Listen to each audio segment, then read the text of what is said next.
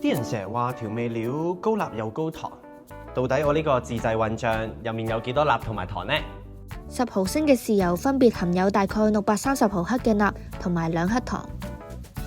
10克嘅沙爹醬分別就含有大概320毫克鈉同埋2.06克糖。而10毫升嘅芝麻醬大概就含有170.6毫克嘅鈉同埋0.25克糖。而10克嘅茄汁大概就含有87.9毫克嘅鈉同埋2.18克糖。